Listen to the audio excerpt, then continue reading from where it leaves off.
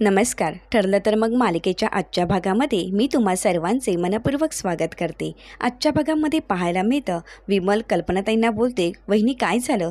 तरी कल्पनाताई बोलू लागतात, अगं देवासमोर साखर ठेव जा बघू, यांची निर्दोष सुटका झाली आहे. तर विमल ही हात जोडत बोलते, देवच पावला, अजूनही जगात न्याय आहे याच्यावर विश्वास बसायला लागला. असं बोलत विमल हे प्रतापरावांचे अभिनंदन करत असते. तरी प्रतापराव मात्र काहीच बोलत नाहीत. त्या विमलला कल्पनाताई बोलू लागतात, अगं अभिनंदन करायचंच असेल ना तर आपल्या सायली आणि अर्जुनचं कर. त्यांनी आकाश पाताळ एक करून हे पुरावे शोधलेत आणि आपण त्यांच्यावर अविश्वास दाखवला, पण त्यांनी धीर सोडला नाही. यामुळेच आजचा आपला दिवस पाहायला मिळतोय. हे ऐकून प्रतापरावांचं मन भरून आलेलं असतं. त्यांना काय बोलावं हेही सुचत नाही. ते कल्पनाताईंना बोलतात, मी आलोच, असं बोलून ते रूममध्ये निघून जातात. कल्पनाताई त्यांना थांबवण्याचा प्रयत्न करतात, मात्र ते निघून जातात. तितक्यातच पूर्णाजी येते. पूर्णाजी ही विमलला आवाज देत बोलते, समजली का गं तुला आनंदाची बातमी? ते विमल बोलते, हो वहिनींनी मला सांगितली आहे. ते पूर्णाजीला विमल बोलते, आता मी गोडाचा शिरा बनवते. ते पूर्णाजी बोलतात, देवासमोर? तर विमल बोलते, हो हो देवासमोर मी साखर ठेवणारच आहे, मला कल्पनावहिनी बोलल्या आहेत. तरी सर्वजण खूप खुश असतात. मात्र अर्जुनची नजर फक्त आपल्या डॅडला शोधत असते. हे सगळं सायलीने पाहिलेलं असतं. तितक्यातच पूर्णाजी अर्जुनला मिठी मारते. तरी अर्जुन हा पूर्णाजीला बोलू लागतो, पूर्णाजी आज कसं रिलॅक्स झाल्यासारखं वाटतंय ना? तरी अर्जुन हा पूर्णाजीला बोलतो, ही केस आपणच जिंकणार असा माझा विश्वास होता, फक्त इतकंच की माझ्यावर डॅड विश्वास ठेवत नव्हते. हे बघितल्यावर मला जरा वाईट वाटत होतं. ते पूर्णाजी बोलू लागते, अरे डॅडचं काय, मीही तेच केलं ना. मी तुझ्यावर विश्वास नाही ठेवला. मैपतसारख्या एवढ्या गुंड प्रवृत्तीच्या माणसावर मी विश्वास ठेवला होता. मला वाटत होतं की तू चुकीचा आहेस, तो बरोबर आहे. तेव्हा पूर्णाजी खूप इमोशनल झालेली असते. तरी अश्विना पूर्णाजीला सावरत बोलतो, अगं पूर्णाजी एवढा का विचार करतेस? अगं तुझ्यासारख्या सुंदर मुली चुकल्या की चांगल्या दिसतात. हे ऐकताच पूर्णाजी बोलते, गप रे, तुझं काय चाललंय हे? तरी सर्वजण हसू लागतात. तरी अश्विन बोलतो, पण दादा तुला कोर्टात बघितल्यावर असं वाटत होतं ना की एखादी मेल धडधड धडधड चालली आहे. तरी अस्मिता बोलू लागते, मला तर वाटलं की तू खरोखरच मैपत शिकायची वाट लावायचंच ठरवून आला होतास. मात्र अर्जुनचं कुठेच लक्ष नसतो. तरी अस्मिता बोलते, काय रे अर्जुन, काय झालं आहे तुझं? अरे आम्ही सर्वजण तुझं कौतुक करतोय, पण तुझं कशातच लक्ष नाही आहे. अर्जुनची नजर ही डॅडलाच शोधत असते. त्यानंतर अर्जुन सर्वांना बोलतो, बसा ना, आपण बसून बोलू सर्वजण. ते सर्वजण अर्जुनसोबत बसून गप्पा मारत असतात. त्यावेळी सायली मात्र बाबांजवळ येत असते. तर इकडे प्रतापराव मात्र खूप इमोशनल झालेले असतात. त्यांना घडलेले प्रत्येक क्षण आठवू लागतात. त्यांनी आपल्या अर्जुनवर जो अविश्वास दाखवला होता आणि मैपत शिकरेवर विश्वास दाखवून अर्जुनला खूप काही ते बोलले होते. एवढंच नाही तर त्यांनी अर्जुनच्या कानाखाली मारलं होतं. हे सगळं त्यांना आठवू लागतं आणि ते स्वतःच्याच हाताजवळ पाहू लागतात आणि बोलू लागतात, हे मी काय करून बसलो आहे? स्वतःच्याच मुलावर मी अविश्वास कसा काय दाखवू शकतो? मी माझ्या पोटच्या मुलावर अविश्वास दाखवून त्या परक्या माणसावर विश्वास कसा काय ठेवू शकतो? माझा मुलगा माझ्यावर माझे केसही मागण्यासाठी आला होता, त्यावेळी मी तिला धुडकावून लावलं.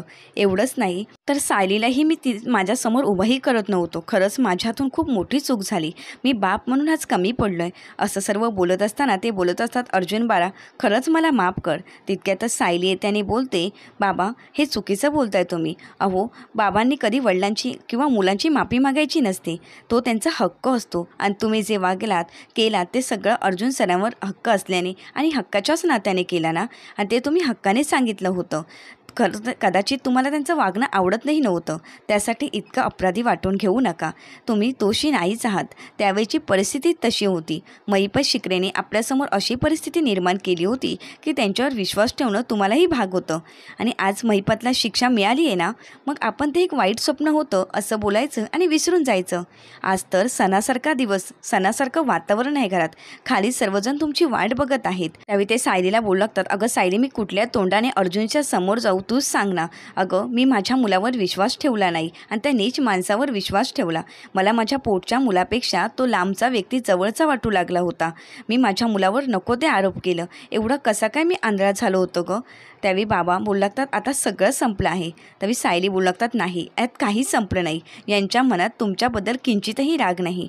सर्वजण त्यांचं कौतुक करतायत, मात्र त्यांची नजर फक्त आणि फक्त तुम्हाला शोधते बाबा. आज जर तुमच्या मायेचा हात त्यांच्या डोक्यावरून फिरला नाही ना, तर त्यांच्या विजयाचा आनंद हा अपुराच राहील बाबा.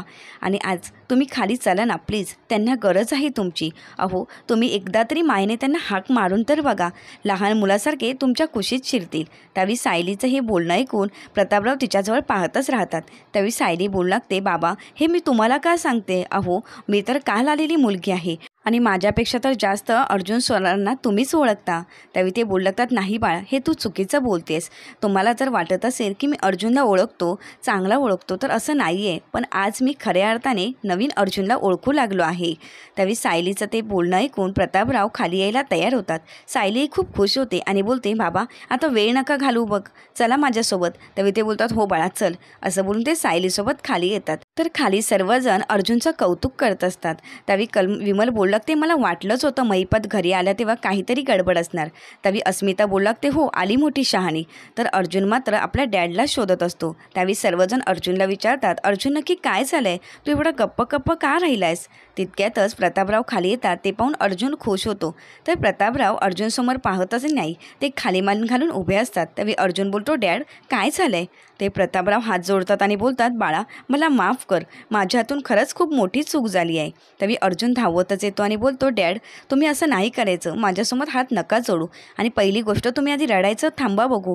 त्यावेळी ते बोलतात, नाही बाळा मला रडू दे, आज मी रडलो नाही तर मोकळा होणार नाही, मला रडून मोकळं व्हायचं आहे, माझी चूक झाली आहे, ती मोकळेपणाने मला मान्य करू दे. अर्जुन काही ऐकून घेत नाही आणि त्यांच्या कुशीतच शिरतो. ते पाहून तेही अर्जुनला बिलगतात आणि खूप रडू लागतात. त्यावेळी ते अर्जुनला बोलू लागतात, अर्जुन मला वाटायचं की ठराविक वयानंतर मुलगा बापाच्या खांद्याच्या बरोबर येतो, पण तू तर खूप मोठा झालास, खरंच मला माफ कर प्लीज. त्यावेळी अर्जुन बोलू लागतो, डॅड तुम्ही असं नका ना बोलू, अहो जे घडलं त्यावर तुम्ही विश्वास ठेवला, महिपतने असं निर्माण केलं होतं की त्यावर तुम्हाला विश्वास ठेवणं भागच होतं. त्यावेळी ते बोलू लागतात, अशा नीच माणसाने मला एवढं भडकवलं होतं तुझ्याबद्दल की मी तुझ्यावर विश्वास ठेवायचा सोडून त्या नीच माणसावर विश्वास ठेवला. त्यावेळी अर्जुन आणि प्रताप एकत्र आले हे पाहून पूर्णाजीला खूप आनंद झालेला असतो. त्यावेळी पूर्णाजी बोलू लागते, एखाद्या नीच माणसाने किती खालच्या पातळीवरला जायचं यालासुद्धा मर्यादाच असते ना. त्यावेळी अर्जुन बोलतो, पूर्णाजी सगळं राहू दे ना गं बाजूला, अगं ते एक वाईट स्वप्न होतं असं समजूया, आणि आपला परिवार एकत्र आलाय ना, अजून काय हवं आहे आपल्याला. त्यावेळी अर्जुनला पूर्णाजी बोलू लागते, अर्जुन मला एक गोष्ट सांग, रविराज तर तुझ्यावर चिडले होते ना, मग त्यांनी ही केस तुला कशी काय लढवायला दिली ते सांग बघू. त्यावेळी अर्जुन हा सायलीजवळ पाहू लागतो.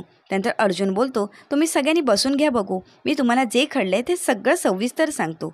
त्यावेळी सर्वजण अर्जुननं काय काय घडलं हे सांगण्यासाठी ऐकण्यासाठी आतुर झालेले असतात. त्यावेळी अर्जुन सगळ्यांना बोलतो, आम्ही रविराज सरांच्या ऑफिसमध्ये गेलो होतो, त्यावेळी आमच्या हातात पेनड्राईव्ह होता. त्यावेळी रविराज सर आम्हाला बोलले की तुम्हाला या ऑफिसमध्ये यायची परवानगीही नाही. त्यावेळी आम्ही त्यांना बोललो होतो की आमच्याजवळ असे भक्कम पुरावे आहेत की याच्यामागचा खरा सूत्रधार कोण आहे हे समजणार आहे, आणि आपले पर्सनल जे काही असतील भांडणं ती बाजूला ठेवू आणि डॅडला सोडवण्यासाठी एकत्र बसून विचार करू. त्यावेळी रविराज सरही बोलण्यासाठी तयार झाले होते. त्यावेळी त्यांच्या हातात आम्ही पेनड्राईव्ह दिला आणि तो कनेक्ट केल्यानंतर जे काय होतं त्यांनी सगळं पाहिलं. त्यानंतर त्यांना महिपतचा खरा चेहरा समजला. हे पाहून त्यांच्या पायाखालची जमीनही सरकली होती. त्यावेळी ते बोलू लागले की महिपत शिकरे असा करेल असं कधी वाटलंही नव्हतं. त्यावेळी अर्जुना रविराज सरांना बोललेला असतो की हे सगळे पुरावे तुम्ही उद्या कोर्टामध्ये सादर करायचे आहेत. त्यावेळी रविराज हा अर्जुनला बोललेला असतो की नाही, तू आजपर्यंत मी जे पुरावे शोधू शकलो नाही ते भक्कम पुरावे तू शोधले आहेस, त्यामुळे हे पुरावे आपल्याला प्रतापला निर्दोष सोडवण्यासाठी खरंच उपयोगी पडणार आहेत. त्यावेळी अर्जुन बोलतो, मग ते तुम्ही सिद्ध करा. त्यावेळी ते अर्जुनला बोलू लागतात, नाही, हे सिद्ध करण्याचा अधिकार फक्त तुला आहे, फक्त तुला.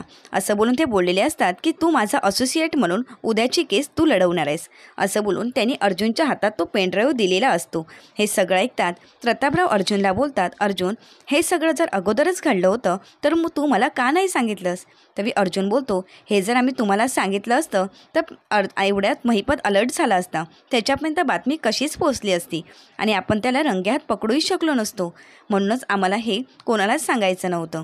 त्यावेळी ते अर्जुनला बोलतात, अर्जुन माझ्या जवळ ये. त्यावेळी अर्जुन त्यांच्या जवळ जातो.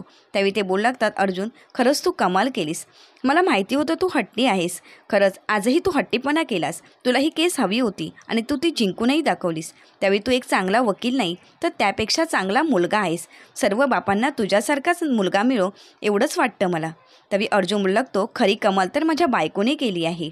त्यावेळी तो झालेला सगळा प्रकार सांगतो. संध्याकाळी सायली बेल आणण्यासाठी मार्केटमध्ये गेली होती. त्यावेळी संतोषची मुलगी त्याला पडलेली दिसली. त्यांनी तिला हॉस्पिटलमध्ये नेलं आणि त्यानंतरच संतोषने त्यांना पेनड्राईव्ह दिला आणि तो पेनड्राईव्ह घेऊन ज्यावेळी सायली तिथून निघाल्या होत्या त्यावेळी महिपत शिकरेच्या माणसांनी त्यांना पकडलं आणि किडनॅप करून ठेवलं. तवी अर्जुना सायलीचं कौतुक करत बोलू लागतो, पण मैपत शिकलेला कुठे माहीत होतं की माझी बायको सॉलिड चीज आहे. तवी सर्वजण सायलीचं कौतुक करू लागतात. तवी कल्पनाताई सायलीला जवळ बोलवत बोलतात, सायली माझ्या जवळ ये. तवी सायली त्यांच्या जवळ जाते. त्यावेळी ते बोलू लागतात, पोरी तू जीवावर उदार होऊन हे सगळं केलंस. प्रत्येक वेळी घरावर येणारं संकट तू स्वतःवर झेलत आलीस आणि म्हणूनच आज आमच्या चेहऱ्यावर हे हसू आहे. तू आमच्यासाठी काय काय सोचलंस याचा आम्ही विचारही करू शकत नाही. त्यावेळी सायली बोलते, आपल्या कुटुंबासाठी तर मी एवढं करूच शकते ना. त्यावेळी सर्वजण खूप खुश असतात. तर विमल बोलते, आता तर तुमचा एक फोटो मला हवाच आहे. असं बोलून विमल त्यांचे फोटो काढते. तर पुढील भागात आपल्याला पाहायला मिळतं, सायली अर्जुनसाठी पुष्पगुच्छ घेऊन जात बोलते, अभिनंदन ॲडव्होकेट अर्जुन सुभेदार सर. त्यावेळी अर्जुना सायलीजवळ पाहतच राहतो. अर्जुनला सायलीचा खूप अभिमान वाटत असतो. त्यावेळी तो बोलतो, यामध्ये फक्त माझं एकट्याचं श्रेय नाही आहे, यामध्ये तुमचाही सहभाग तेवढाच आहे. सायली मात्र तिथून लाजून निघून जाते. तर अर्जुना सायलीजवळ पाहत असतो. त्यानंतर अर्जुना सायलीला बोलतो, तुम्ही माझी सर्व माणसं आपली मानलात, म्हणूनच आज एवढी डेअरिंग करू शकलात. खरंच थँक्यू सायली. त्यावेळी सायली ही अर्जुनजवळ पाहतच बसते. अशाच मालिकेचे नवनवीन अपडेट पाहण्यासाठी चॅनलला नक्की सबस्क्राईब करा आणि हो, व्हिडिओ आवडल्यास लाईक करायला विसरू नका. धन्यवाद.